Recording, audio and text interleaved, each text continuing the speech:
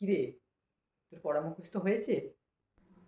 হ্যাঁ, হয়েছে।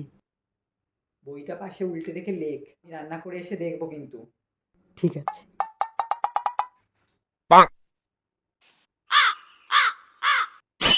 যা, আমি তো এটা ভুলে গেলাম। আইডিয়া। মা আসছে না তো? না, এই সুযোগে দেখে নি।